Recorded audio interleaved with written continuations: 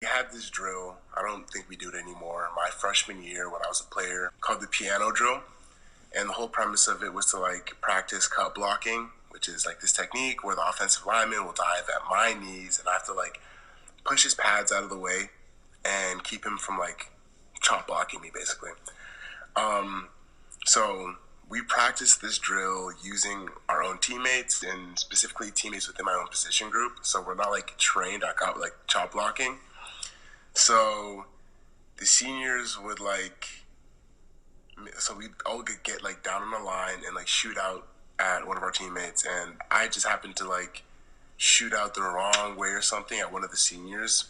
And you're supposed to push on the back of the shoulder pads across the back, like from rear delt across, and that he ended up pounding the back of my helmet. So closed fist punch to the back of my helmet, and I bounced my head off the ground. And the first like strike was like, all right, that doesn't feel good, but we kept on doing the drill. And I was like, this does not feel right. I don't feel good. I felt hella spacey. I had my bell rung the first hit, but then they're just repetitive, just bouncing my head off the turf. And like I was complaining about it, but it was at a time when, being a freshman, you kind of just have to take your lumps from the seniors. All the seniors would continuously tell us, we've been through this. Like, you can't miss reps, don't skip reps, don't be a baby.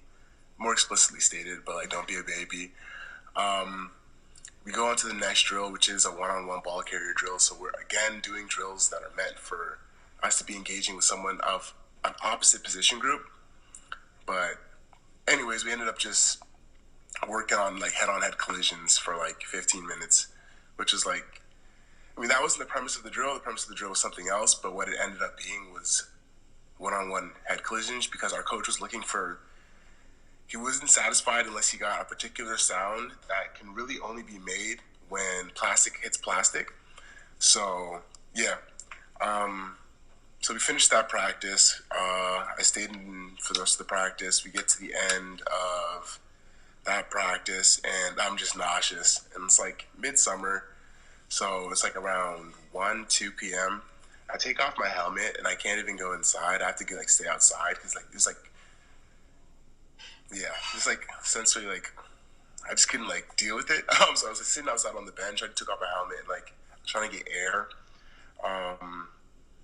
And yeah, I was like, damn, this is not going to be good. And like, this is going to be my next 4 years.